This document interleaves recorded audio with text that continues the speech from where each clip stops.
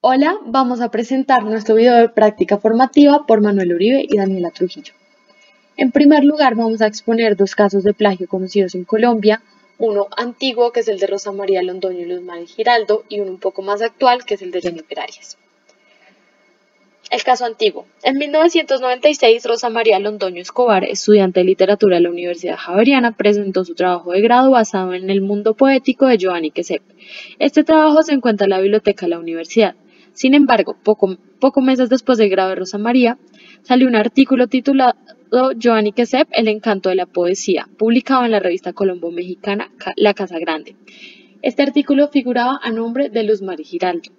Luz Mari Giraldo es una reconocida ensayista y poeta, autora de numerosas publicaciones a nivel nacional e internacional, y además había sido profesora de Rosa María en la Universidad Javeriana. Además de esto, ella ocupaba un cargo directivo en la universidad. Cuando Rosa María se dio cuenta del artículo publicado por su antigua profesora, detectó múltiples similitudes respecto a su trabajo de grado. Por esta razón decidió denunciar a su antigua profesora ante las directivas de la Javeriana, quienes en primera instancia desestimaron la denuncia. Cabe resaltar un dato acá muy importante, es que Luz Mari Giraldo hacía parte de la directiva, ocupaba un cargo importante en la directiva de la Javeriana. Bueno, Rosa Mari presentó su denuncia, persistió por la defensa de su trabajo, así que instauró la denuncia ante la justicia ordinaria en la Fiscalía General de la Nación, quienes sí encontraron méritos para llamar a juicio y condenar a la profesora.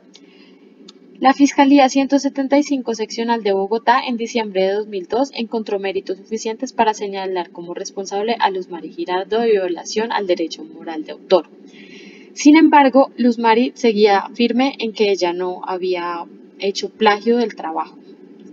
Sin embargo, finalmente, el 10 de junio de 2008, el juzgado del Tribunal Superior de Bogotá encontró culpable del delito de violación al derecho moral de autor a Luz Mari Giraldo, quien decidió apelar el fallo. No obstante, fue condenada a 2 años de prisión excarcelables, una multa y la inhabilidad laboral mientras se cumpla la pena privativa por el delito.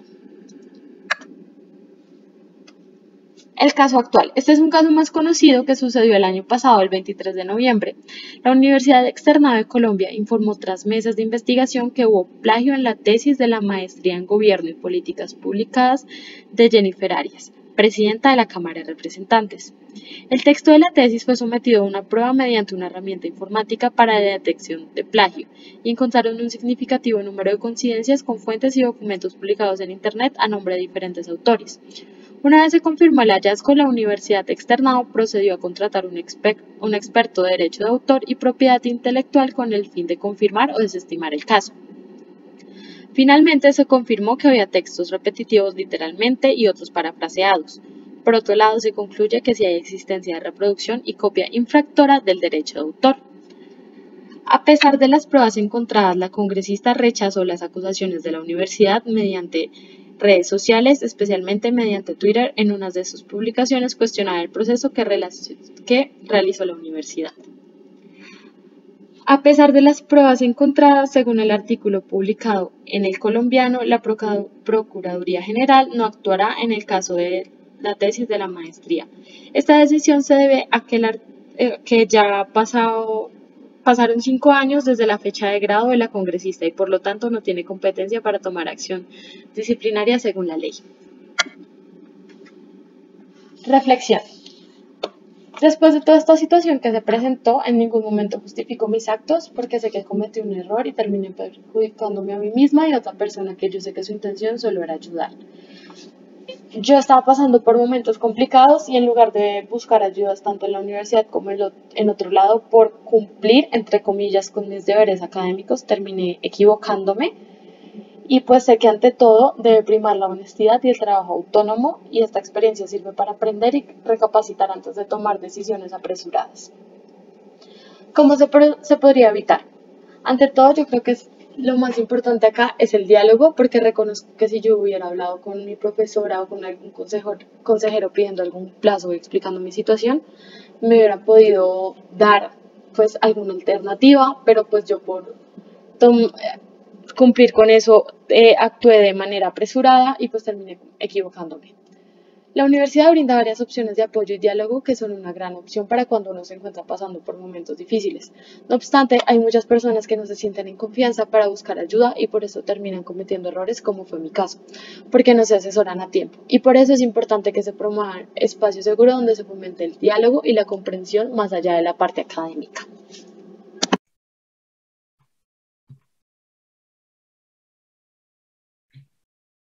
Bueno, comenzando con esa parte de que son las consecuencias del plagio, en Colombia el plagio está tipificado en el Código Penal en el artículo 270. Como podemos ver acá arriba, en nuestro artículo 270 del Código Penal colombiano, se identifica como la violación de los derechos morales del autor, que incurre esta pena en cárcel de 2 a 5 años. Por adicionalmente de la cárcel, una multa entre 20 y 200 salarios mínimos legales vigentes. Ahora bien, el solo delito no suena grave, pero si se remite al hecho generador, o sea, cómo se genera, sí es mucho más complejo, que es publicar total o parcialmente sin autorización previo de quien hizo alguno de los siguientes tipos de documentos: obra literaria, artística, científica, cinematográfica, audiovisual o fonograma, un programa de ordenador o un soporte lógico. Es importante tener en cuenta que todos estos pueden ser patentados y protegidos bajo la ley para que sus derechos como autor estén regulados. Un programa de ordenador, es importante mencionarlo, o un soporte lógico, son los sistemas tanto como por ejemplo sería el programa RStudio, el programa Spider, el programa Visual Basic para Excel, esos sistemas que tienen una lógica y un propósito distinto donde sí pueden ser patentados. Ahora bien, no solo la violación de derechos morales para el autor se encuentra en el plagio, también el artículo 271. ¿Qué nos dice el artículo 271? La vulneración de derechos patrimoniales o violación de derechos patrimoniales. Esta violación tiene una pena también de 2 a 5 años, por multas diferentes, ya que la vulneración de los derechos patrimoniales es el efecto económico de dejar percibir por ese trabajo. Entonces, en este caso, la multa es de 20 a 1000 salarios mínimos legales vigentes. Dentro de estas consecuencias viene parte de mi reflexión. La reflexión que yo hago se dividirá en tres partes. Una primera parte va a ser la situación, una segunda será la reflexión y una tercera será la forma de evitar ese tipo de situaciones. La situación la puedo resumir de la siguiente manera y es: yo traté de ayudar a una amiga que tenía un problema y el jueves 10 de marzo, ya que mi grupo de aquel momento ya tenía la parte de código en R ya estipulado para la materia modelos probabilísticos.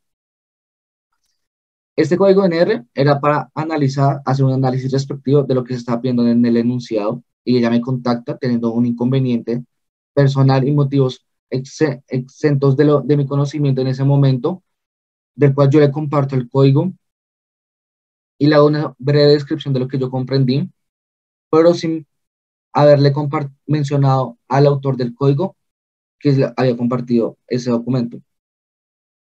Ante esto, pues el lunes 14 de marzo tuvimos una presentación de este proyecto y al día siguiente se me comparte la información que se hizo un fraude en el cual la persona copió todo el documento y cambió solo las variables, del cual es plagio, ya que pues se apropió de un código que no era suyo, no comprendió de qué análisis estaba haciendo, ni qué funciones estaba teniendo en cuenta en el programa RStudio.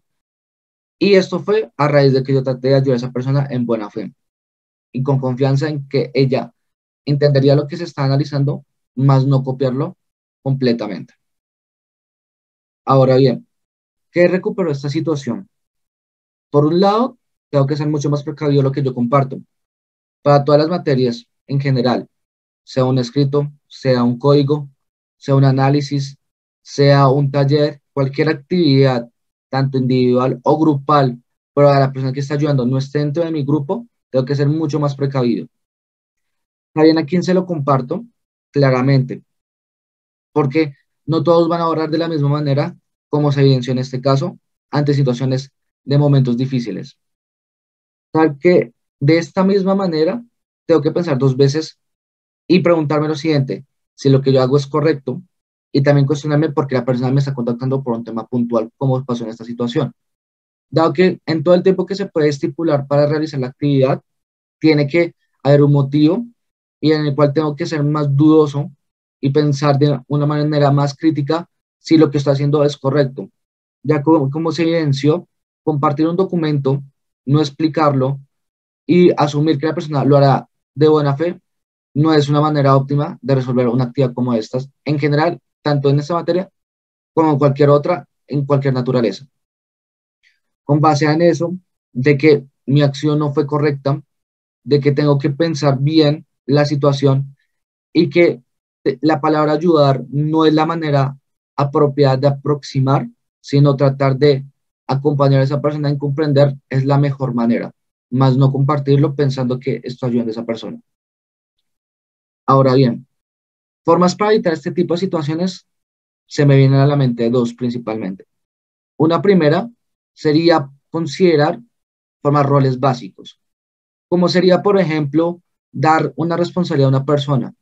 Por ejemplo, quien hace un código o hace el análisis, quien hace la presentación, quien hace un documento escrito que esté pidiendo la asignatura, quien se encarga de las reuniones más puntuales.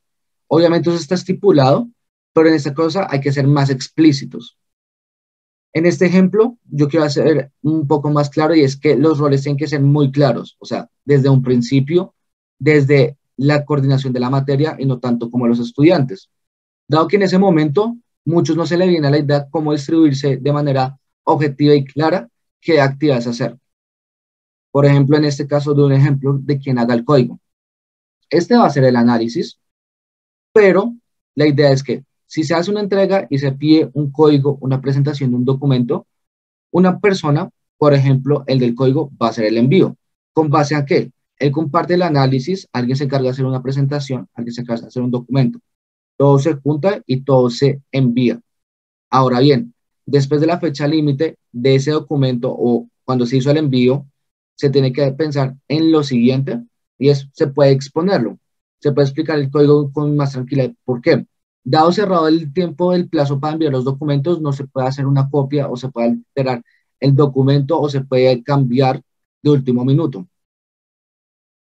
Y de esta manera, es una manera un poco más segura de cómo se puede evitar este tipo de situaciones de manera inocente, teniendo en cuenta lo que me pasó a mí.